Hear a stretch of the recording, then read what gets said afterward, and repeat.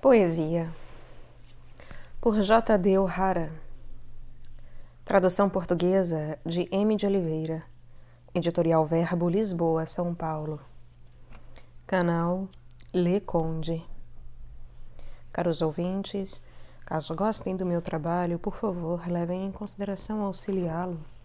É possível comprando livros através da lista da Amazon, ou ajudando por Pix, pelo Apoia-se, ou entrando em contato pessoal comigo através do e-mail. Todos os links estão no descritivo abaixo.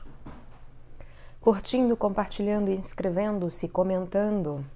Isso também é uma forma de ajudar na expansão do canal e na sua distribuição aos outros, para que esse conhecimento chegue mais longe. Agradeço a todos a presença. Muito obrigada. Cada escuta é muito importante e faz diferença. Quarto, em louvor de Deus, em louvor do homem. Com o desenvolvimento da imprensa no século XVI, a literatura alcançou uma nova garantia de imortalidade. Mas, como a maioria das invenções, a imprensa foi tanto motivo de perturbação como de deleite. Graças a ela possuímos muitos poemas excelentes que, de outro modo, se teriam perdido. Mas, por causa deles, os poetas arcaram com uma responsabilidade mais pesada, uma vez que tanto a poesia do passado perdura, dando testemunho do que já foi imaginado, dito e realizado. A imprensa também aumentou no poeta a noção da sua importância com demasiada frequência, em detrimento de sua anônima universalidade. E se por um lado ajudou a salvar a poesia dos inevitáveis erros dos copistas, também encorajou, por outro lado, um tipo de afetados retoques que por vezes conduzem a resultados desastrosos. Na verdade, a concepção global de poesia como matéria culta, delicada, inutilmente preciosa, noção que ainda hoje prevalece, desenvolveu-se nos séculos XVI e XVII, especialmente em França, onde essa concepção quase bloqueou a forma. Já vimos que, com o surgimento do nacionalismo e a proliferação da Torre de Babel da literatura em diversas línguas, a poesia evoluiu mais rapidamente em certas áreas do que em outras. Com obras medievais como a Canção de Rolando, o Romance da Rosa, as baladas bretãs de Marie de France e as baladas de Villon, parecia que os franceses tinham iniciado uma literatura nacional vigorosa, se bem que não especialmente profunda. No século XVI, Pierre de Ronsard e os escritores do grupo da Pléiade seguiram o precedente aberto por Dante, 2 séculos e meio antes, e proclamaram formalmente que o francês que falavam era tão aceitável em poesia como o latim. Essa ideia é, em si própria, inofensiva, ou mesmo boa, mas os tempos tinham mudado desde que a Divina Comédia fora escrita. A Divina Comédia, aliás, pode ser ouvida aqui no canal. A Pléiade funcionava numa época de elegância e estudado refinamento, e em vez de desenvolverem a força e energia da sua linguagem e de suas próprias composições poéticas, esses poetas colheram nos clássicos as alusões, os artifícios e a alta elegância que imitaram na sua poesia. A Pléiade trouxe também o obsoleto, as palavras francesas poéticas, algo que Edmund Spenser estava a fazer em Inglaterra, com resultados igualmente insatisfatórios. Pior ainda, os franceses introduziram a moda de reelaborar como preceitos as casuais regras de Horácio. Arte poética, chamaram eles a essas recapitulações, mas procederam como se quisessem fazer da poesia um trabalho mecânico. A Pléiade produziu alguns poemas encantadores, em especial aqueles que Ronsard escreveu a Helena nos primeiros tempos da sua velhice, mas também deu origem a vários séculos de fria elegância e preciosismo. Séculos que deixaram atrás de si cidades inteiras cheias de ruínas, habitadas pelos pálidos fantasmas da Academia Francesa. A Academia foi fundada no século XVII para continuar a obra da Pléiade. Uma das suas primeiras realizações foi a condenação, em 1638, do drama em verso, ainda popular, de Corneille.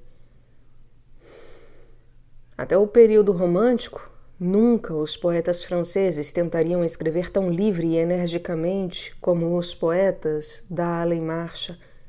E mesmo então, Paul Verlaine sentir-se-ia obrigado a escrever a sua própria arte poética, em que seguia as regras de versificação estabelecidas.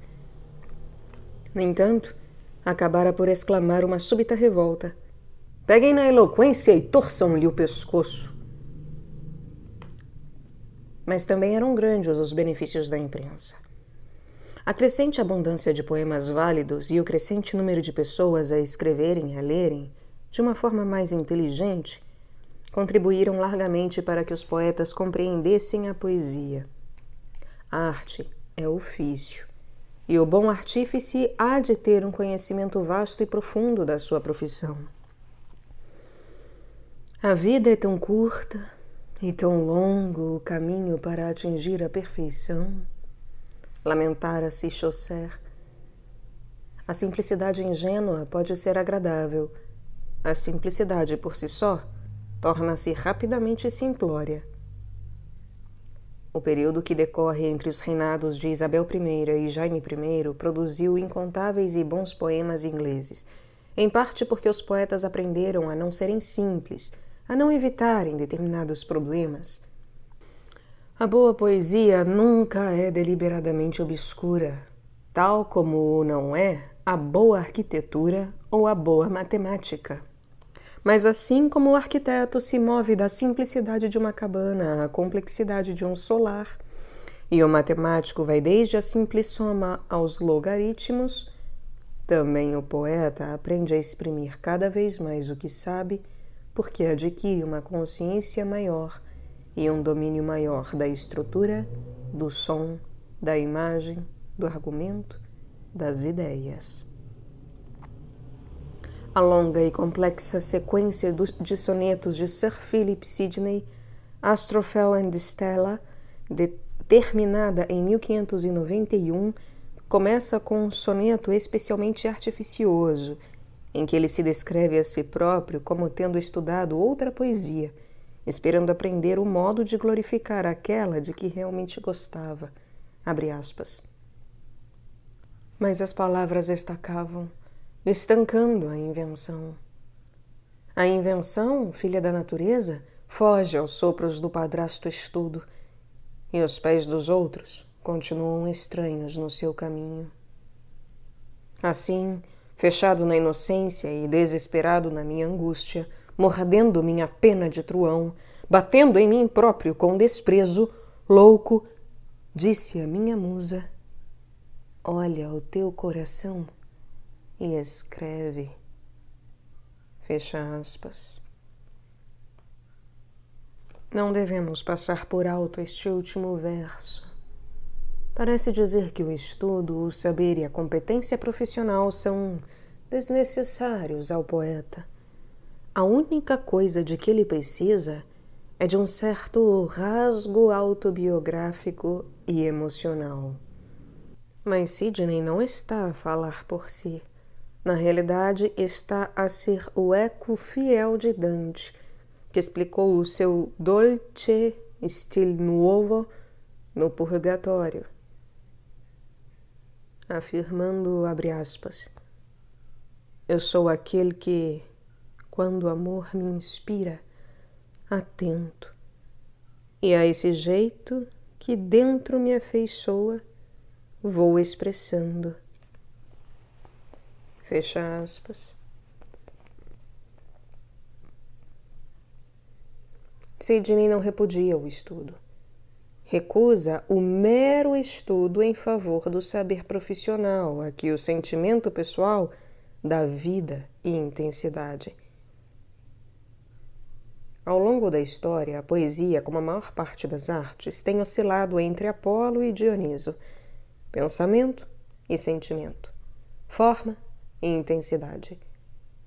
Mas durante este período, os poetas foram extraordinária e deliciosamente bem-sucedidos ao reunirem o melhor dos dois lados, conseguindo uma viva intensidade, mesmo tendo em atenção a brevidade dos poemas líricos.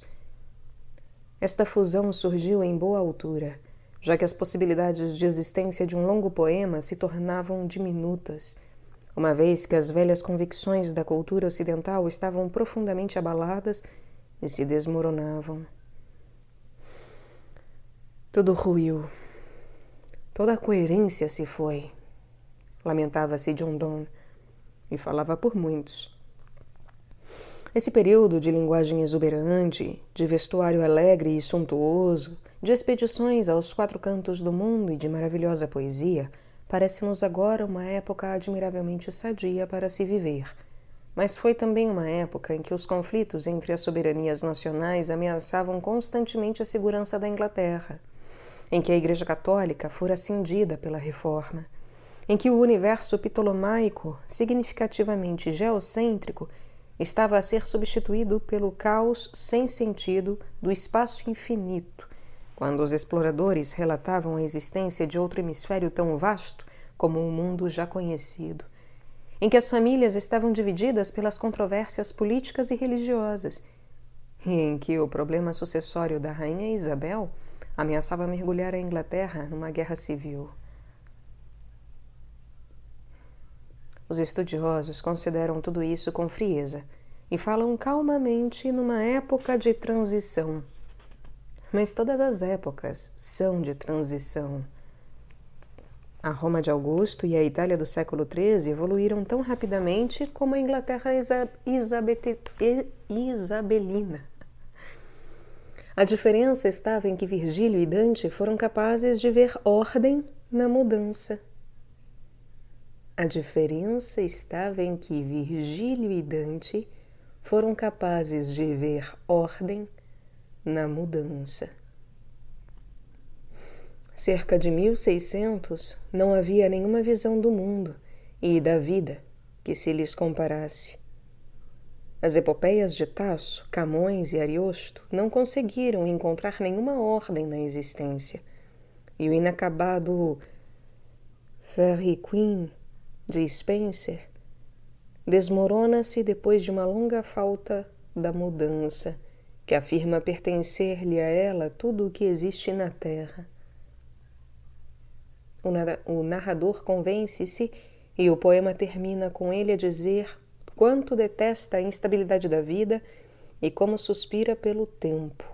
Abre aspas.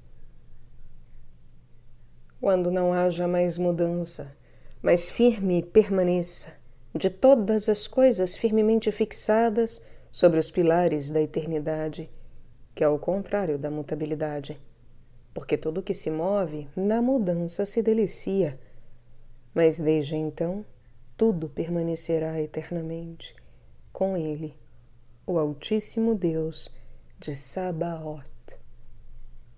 Oh, o grande Deus de Sabaoth, que me concedeu a visão de Sabaoth. Fecha aspas. Quando os poetas desta época meditavam sobre o que iria perdurar, os pessimistas nada achavam, e os próprios otimistas apenas encontravam estabilidade, não na vida, mas na arte. Os meus versos tornarão eternas as vossas raras virtudes, diz Spencer à sua amante. E Michael Drayton afirma a dele: assim tu paires sobre a multidão vulgar, imóvel, para ficares em tua imortal canção. Ele não pertencia a uma época, mas a todos os tempos, disse Ben Jonson de Shakespeare. E Shakespeare afirma-o com frequência nos seus próprios poemas. Abre aspas. Porém, ó tempo, faz como entenderes. Apesar da tua crueldade, o meu amor será eternamente jovem nos meus versos. Enquanto o homem respirar e os olhos virem, tudo isto viverá e te dará vida. Nem o mármore, nem os faustuosos monumentos de príncipes sobreviverão à força destes versos. A morte espreita-me, mas apesar disso, eu viverei nestas pobres rimas, enquanto ela domina a pobre gente atônita. E tu, nestes versos, terás o teu monumento, quando os brasões e os túmulos de bronze dos tiranos já se terão gasto. Fecha aspas. Procurando unificar uma Inglaterra dilacerada por disputas sobre religião e a sucessão ao trono, Isabel I aproveitava todas as oportunidades para se mostrar aos seus súditos em todo o esplendor do seu cargo. Em 1576, John Shakespeare, um respeitável cidadão de Stratford, solicitou um escudo de armas, sinal de fidalguia, para a sua família. Porém, a prosperidade de Shakespeare declinou rapidamente depois disso, e o pedido foi negado. 20 anos mais tarde, a petição foi retomada, com êxito, por seu filho William Shakespeare, é claro.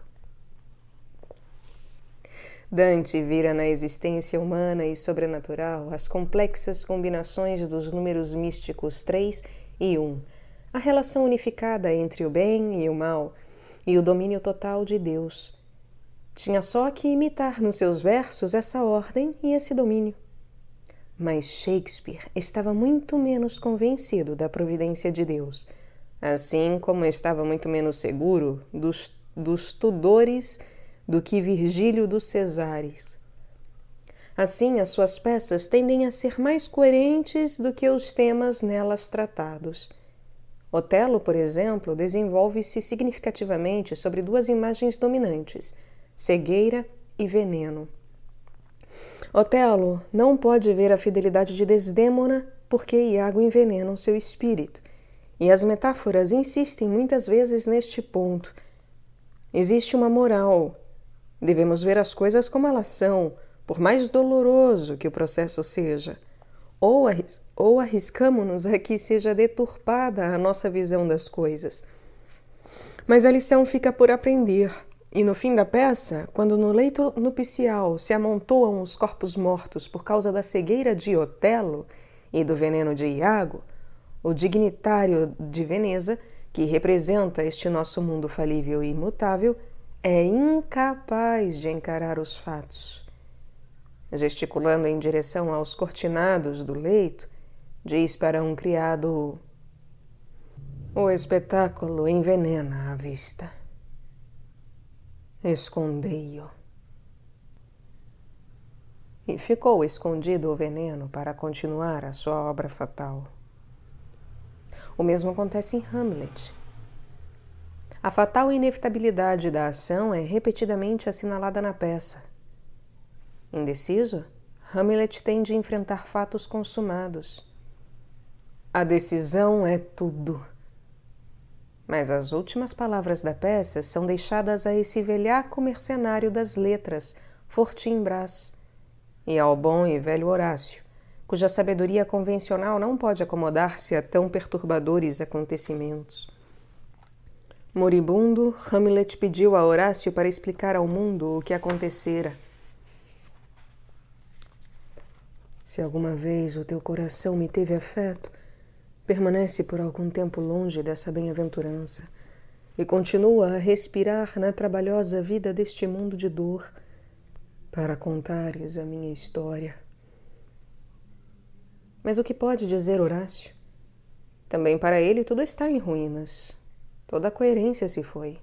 E quando se oferece para explicar como tudo se passou, apenas enxerga um caos sem sentido. Assim ouvireis falar de atos impúdicos, de crimes sanguinários e desumanos, de julgamentos precipitados, assassínios involuntários, de mortes ocasionadas pela astúcia e pela violência, e, como remate, de conspirações malogradas que o acaso fez cair sobre quem as maquinou. Tudo isso posso contar-vos fielmente. Fielmente é um pouco de ironia de Shakespeare, mas não é o primeiro sinal de inadaptação de Horácio. As últimas palavras de Hamlet, moribundo, exprimiram a dura verdade que ele aprendera com o coveiro e a coveira de Yorick. O resto é silêncio. Mas Horácio escondeu isso imediatamente sob uma capa de piedade convencional. Boa noite, amado príncipe, replicou, e que os anjos do céu venham em coro embalar-te o sono. Como de costume, falhou. No silêncio que está a chegar, nenhum anjo canta. William Shakespeare, que assinava geralmente Shakespeare, era filho de um mercador católico de Stratford-on-Avon, no condado rural de Warwickshire. Possuía apenas um curso secundário, se tanto. O poeta Ben Jonson diz que ele sabia pouco latim e ainda menos grego. E o seu primeiro ato significativo foi casar com Anne Hathaway, 8 anos mais velha do que ele e grávida de vários meses, de Susana. Mais tarde teve 2 gêmeas, Judith e Hamnet. Um começo pouco prometedor, de certo. E quando deixou a família para trabalhar em Londres como ator de craveira medíocre, confirmou provavelmente as dúvidas dos seus vizinhos de Stratford. Shakespeare era um homem ambicioso, a quem desagradava ter de escrever peças para viver. Num dos seus sonetos queixava-se de que a fortuna, abre aspas, não me deu outros meios de subsistência, senão os meios públicos que criam hábitos públicos. Daí resulta que o meu nome fica marcado, e daí também a minha natureza é quase mecanizada, pelo hábito do trabalho, como a mão do tintureiro. Por isso, lamenta-me. Fecha aspas. Prosperou, porém, na sua nova profissão. Em 1595, comprou uma grande casa em Stratford, e por volta de 1610 retirou-se para lá, escrevendo algumas derradeiras peças e cenas para outros, e envolvendo-se, além disso, em vários processos judiciais. Se foi escrito por ele, como afirma a tradição, o seu epitáfio é a pior poesia que ele alguma vez escreveu. Abre aspas. Amigo, pelo amor de Deus, evita escavar o pó aqui sepultado. Tão abençoado seja quem poupar este sepulcro, como amaldiçoado aquele que remexer os meus ossos. Fecha aspas. Logo que começou a ter êxito comercial como ator, escritor e acionista dos Lord Chamberlain's Men, Shakespeare desinteressou-se da publicação das suas obras. As peças que foram impressas, tal como os sonetos, foram por iniciativa de outros, e o resto ficou em manuscritos, seus e de vários atores até depois de sua morte. Pouco sabemos dele, mas aquilo que sabemos leva a crer que o maior poeta que o mundo conheceu não possuía quaisquer qualidades poéticas e que, muito provavelmente, não teria escrito as obras que o tornaram mais famoso que Homero. O jovem John Keats escreveu a um amigo: "Estou quase a concordar com Hazlitt que Shakespeare é quanto nos basta." E de certo é verdade que as suas obras constroem um mundo de palavras e pessoas em que conseguimos viver muito a contento. Mas os poetas continuaram a escrever. E como o mundo mudou, a sua poesia modificou-se para se lhe ajustar. John Donne nasceu menos de uma década depois de Shakespeare, mas a sua vida sugere algumas das maiores alterações verificadas a seguir à morte de Rainha Isabel em 1603. Shakespeare passou a vida a escrever, se bem que contrariado, para o teatro. Donne começou como cavalheiro e cortesão, fazendo circular entre os amigos os seus poemas líricos manuscritos e escrevendo num novo estilo complexo e espirituoso sobre os velhos temas convencionais: amor, amantes, morte e separação. Mais tarde, porém, torna-se extremamente piedoso, faz-se padre. Escreve apaixonados poemas religiosos e sermões igualmente apaixonados, terminando a vida como o deão da Catedral de São Paulo. Quando Donne mudou, o mundo mudou com ele.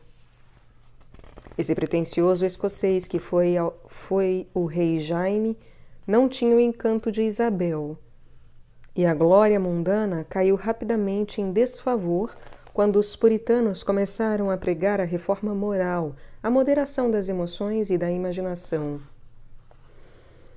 Divertimentos, poesia e arte foram, na sua generalidade, afetados por terem perdido audiência. E nunca mais voltou. Crê-se vulgarmente que a poesia partiu do povo miúdo, mas na realidade aconteceu o contrário. Continuaram a existir poetas. O século XVII é rico e variado em poesia, mas encontraram menor audiência. Os que possuíam protetores nobres escreviam versos palacianos. Os outros voltaram-se para a piedade, para a linguagem mais simples, a imagem caseira e as ideias religiosas convencionais. O sucessor mais representativo de Donne foi, talvez, George Herbert, nascido no país de Gales em 1593, de família nobre. Sua mãe, uma mulher devota e de sólida educação, fora amiga de Donne. Herbert aspirou durante certo tempo a uma carreira política antes de ingressar na igreja, mas mesmo durante os seus anos de ambição secular, escreveu exclusivamente poesia religiosa. Herbert era anglicano, enquanto o espírito dominante na Inglaterra, durante meados do século XVII, era, já se vê, puritano. É quase um paradoxo para essa gente produzir arte de qualquer espécie, muito menos algumas das maiores poesias da língua inglesa. Mas John Milton ergueu-se acima da sua classe. Era mais do que um puritano, mais do que um cristão, e decididamente mais do que o seu cargo público como secretário de línguas estrangeiras do Conselho de Estado da Comunidade Puritana. Por outro lado, porém, é preciso dizer-se que toda a sua poesia reflete esse cargo público, uma vez que desde muito novo resolveu não apenas ser um grande poeta e talvez deixar algo escrito para os tempos vindouros, de forma a que não o deixasse morrer, mas, como Virgílio e Dante, escrever com vista à glória de Deus pela honra e instrução do meu país. Embora profundamente versado nas literaturas hebraica, grega e italiana, e considerado um excelente poeta na língua ainda hoje considerada internacionalmente matéria de estudo, o latim, Milton decidiu escrever as suas obras mais comoventes no dialeto materno, de modo que, abre aspas, O que as maiores e mais seletas inteligências de Atenas, Roma ou da moderna Itália e esses hebreus dos tempos antigos fizeram pelos seus países, eu, na minha condição de cristão, possa fazer pelo meu. Não me preocupar em vir a ser famoso no estrangeiro, embora talvez pudesse aspirar a isso, mas contentar-me com estas ilhas britânicas como o meu mundo. Fecha aspas. Esta confissão, expressa mesmo antes de ter escrito O Paraíso Perdido, tende a excluir a gente vulgar, tal como o faz a segurança, coragem e persistência com que Milton fez de si próprio um grande poeta. Nem mesmo Virgílio fora tão determinado na sua própria criação, nem mesmo Dante se aproximara da sua tarefa ingente com tão pouco temor. E Milton tinha razão. Como previu, a fama do Paraíso Perdido foi limitada por ter sido escrita em inglês, mas é a maior epopeia desde Eneida, e talvez mesmo a ultrapasse. Na verdade, é uma das 4 mais belas epopeias do mundo ocidental, e nenhum poeta, nem sequer Goethe, no Fausto, se aproximou da sua empresa. Os leitores antigos entusiasmavam-se com O Paraíso Perdido como com a Bíblia, e deliciavam-se com a realidade quase tangível que Milton concedeu às narrativas e teologia cristãs. Para os leitores de nosso tempo, em que a Bíblia é menos estudada, e pode ser ouvida aqui no canal, o Novo Testamento ao menos, O Paraíso Perdido proporciona-lhes a maior e mais complexa experiência de doutrina cristã. Vimos o período isabelino ligado à mutabilidade, ao desmoronamento das instituições estáveis e à ameaça do caos iminente. Essa época marcou o ressurgimento da poesia lírica inglesa, e o século XVII continuou a produzir belos poemas líricos, mas estes não pretendem referir-se aos grandes acontecimentos da vida ou conduzir-nos a verdades profundas. Quando muito, proporcionam o que Robert Frost costumava chamar de um repouso momentâneo contra a confusão. Mas nesta época de dúvida e incerteza, Milton introduziu a voz mais segura da poesia, falando dos fatos mais graves da vida. Abre aspas. Do homem primeiro canta, impire a musa, a rebeldia. E o fruto que, vedado, com seu mortal sabor nos trouxe ao mundo a morte, e todo o mal na perda do Éden, até que homem maior pôde reunir-nos e a dita celestial dar-nos de novo. Da minha mente a escuridão dissipa, minha fraqueza eleva, ampara, esteia, para eu poder, de tal assunto ao nível, justificar o proceder do eterno, e demonstrar a providência aos homens. Fecha aspas.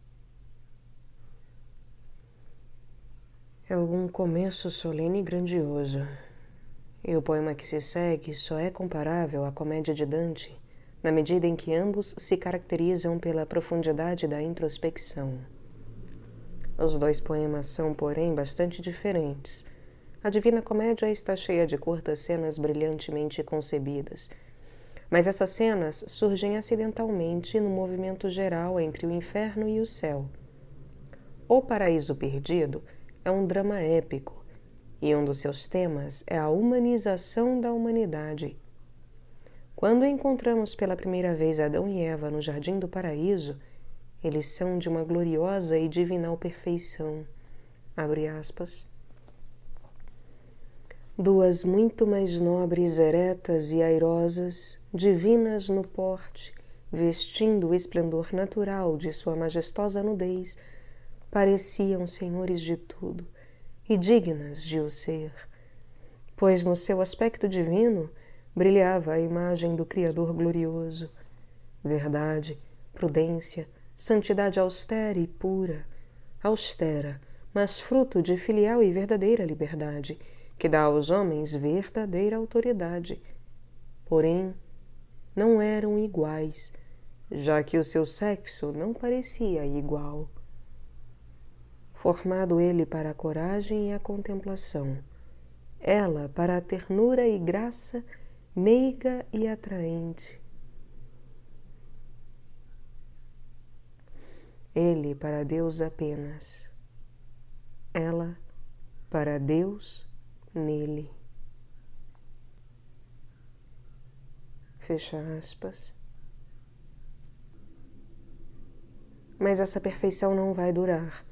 E enquanto o tom de Dante cresce de intensidade à medida que ele vai subindo em direção aos céus, a progressão de Milton é menos feliz.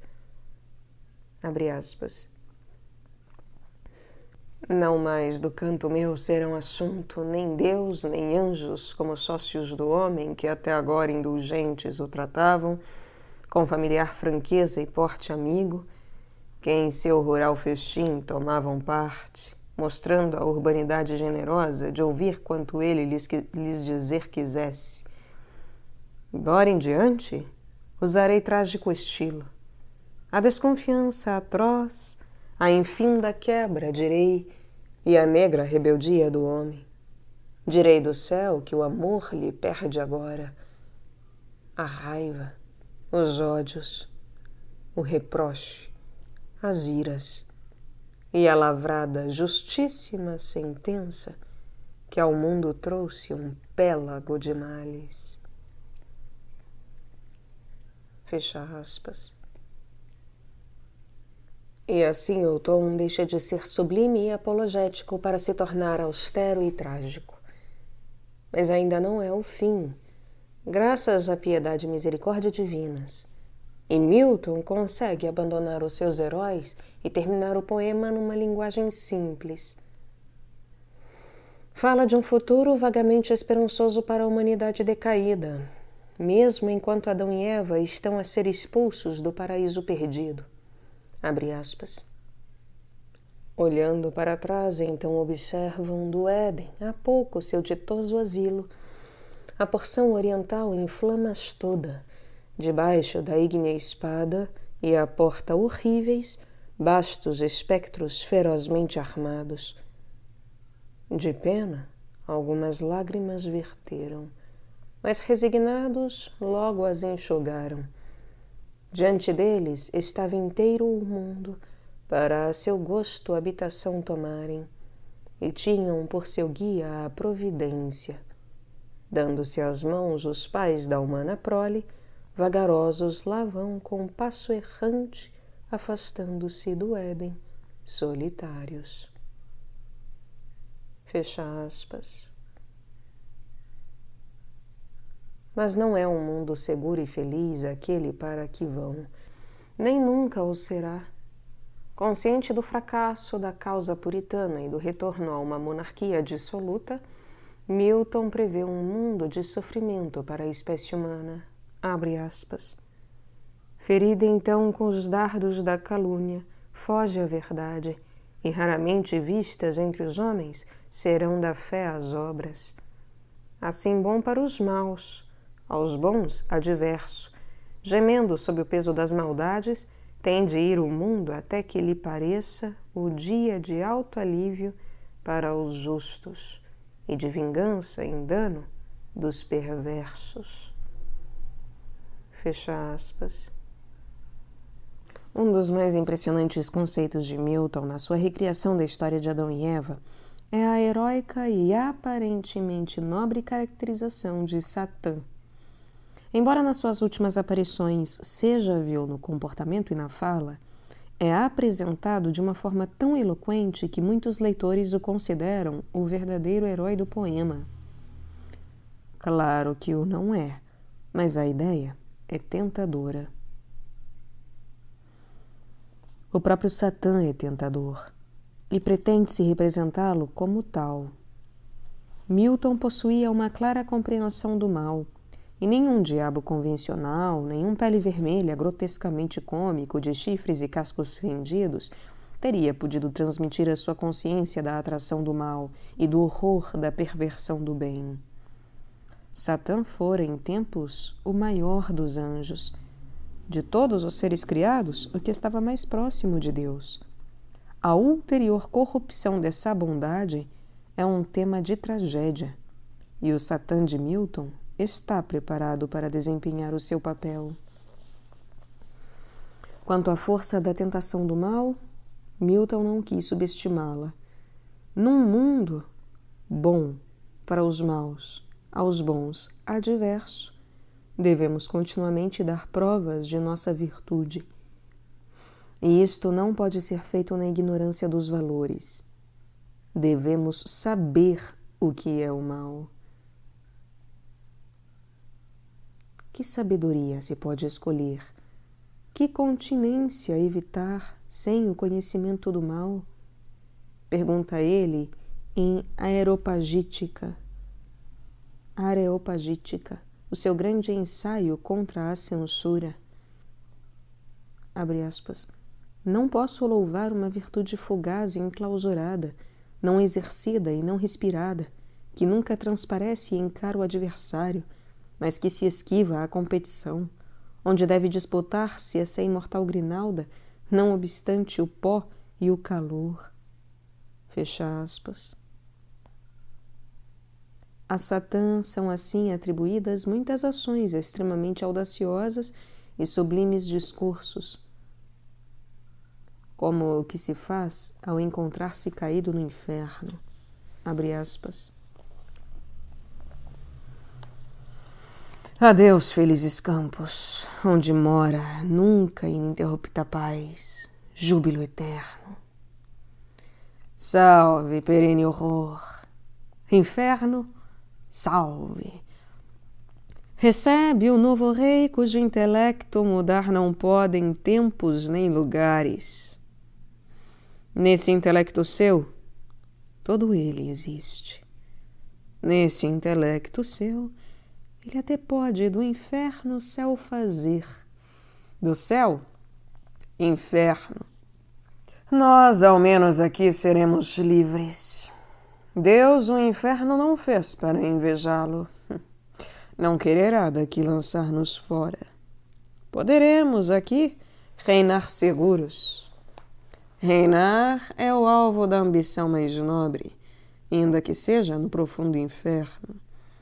Reinar no inferno, preferir nos cumpre a vileza de ser no céu escravos. Fecha aspas. A retórica é grandiosa, mas o conteúdo é um conjunto de mentiras, pois Satã é como os pecadores do inferno de Dante, que reincidem constantemente nas suas faltas apesar de continuamente condenados por elas. O espírito é o seu próprio espaço, e o espaço de Satã é o inferno. Se as suas falas nos atraem, então Milton fez-nos sentir o poder do mal. Os atos de Satã e o seu destino chegariam para nos alistar entre os bons. O próprio Milton, rebelde caído, olhado com reservas pela monarquia recentemente restaurada, completou o paraíso perdido com, abre aspas, voz terrena, inda doce, inda altíssima, inda grande. Posto que dias maus, perversas línguas, perigos sem conto e trevas me circundam na solidão. Fecha aspas. 70 anos mais tarde, o mundo voltará a mudar, tendo a debochada corte de Carlos II aberto caminho à frouxa domesticidade de Guilherme e Maria, alterando-se também a noção do homem na sua relação com Deus. Um homem muito diferente, com uma voz bastante diferente, encarregava-se agora de refazer a obra de Milton. Dirigindo-se ao seu amigo e protetor e usando o tom descuidado de um cavalheiro espirituoso, Alexander Pope começa o seu ensaio sobre o homem com um eco de Milton, abre aspas. Acorda, meu São João, deixa todas as coisas mesquinhas, às baixas ambições e ao orgulho dos reis, e vamos, já que a vida pouco mais nos pode dar do que olhar por nós e morrer, discorrer livremente sobre todo este cenário humano, imenso labirinto, mas não sem um plano. Riremos quando for devido, seremos bons quando pudermos, mas indicando ao homem os caminhos de Deus. Fecha aspas. Como o título sugere, a forma escolhida por Pope é o ensaio em verso, e os versos emparelhados de tom heróico servem de maneira excelente para exprimir o clima ordenado, sóbrio e eminentemente moderado do seu argumento. As suas conclusões são igualmente desapaixonadas. Não contêm qualquer abismo relacionado com o pecado. Nada dizem da cólera de Deus ou do inferno, e descrevem o mundo não como um lugar de sofrimento, mas como um belo lugar, completo, bom e cósmico na sua organização. Abre aspas.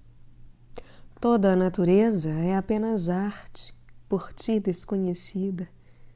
Tudo é acaso, organização que não podes ver. Tudo discórdia, harmonia incompreendida. Tudo mal parcial, bem universal. E apesar do orgulho, na maldade da razão hesitante, uma verdade é certa. Seja o que for, está certo. Fecha aspas. Embora conhecido como um dos homens mais espirituosos da sua época, Alexander Pope era capaz também de escrever seriamente. O seu poema Ensaio sobre o Homem, por exemplo, apresenta uma fundamentação lógica para a teoria neoclássica da sociedade que ele e seus notáveis contemporâneos, Jonathan Swift e Thomas Parnell, defenderam. Por mais complexa que possa ser a poesia de Milton, tanto na gramática como na dicção ou nas alusões, ele sempre considerou a poesia essencialmente simples, sensível e apaixonada. Pope e os poetas do século XVIII, tanto em Inglaterra como no continente europeu, possuíam uma opinião diferente sobre o assunto. Seguiam um exemplo dos franceses ao fazerem da poesia uma arte nacional, disciplinada por regras. Um dos primeiros poemas de Pope foi o Ensaio sobre a Crítica, que foi para este século como uma arte poética inglesa. Esses poetas escreviam para uma camada social que se deleitava com o humor, a crítica, a razão, o senso comum e a propriedade, e esforçavam-se por imitar os clássicos. Escreveu Pope, abre aspas, aprender daí um justo apreço pelas antigas regras. Copiar a natureza é copiá-las. Verdadeira organização é a natureza, e está à vista. O que tantas vezes foi imaginado, mas nunca tão bem realizado. Fecha aspas. Escrever com base nessas regras proporcionou à língua inglesa grande número de adágios e por uma boa razão. Devolveu-nos a imagem do nosso espírito, visando não a introspecção extraordinariamente profunda ou individual, mas a expressão elegante das ideias com que todos concordamos. Abre aspas. Um saber reduzido é uma coisa perigosa. A beleza agrada à vista, mas o mérito conquista a alma. Os loucos correm por onde os anjos temem andar. Quem esmaga uma borboleta com uma roda? A festa da razão e o fluxo da alma. A esperança brota eterna no peito humano. Fecha aspas. Passagens como estas sugerem a qualidade dominante da poesia do século XVIII. A arte ao serviço das ideias. A arte como suporte da ordem social.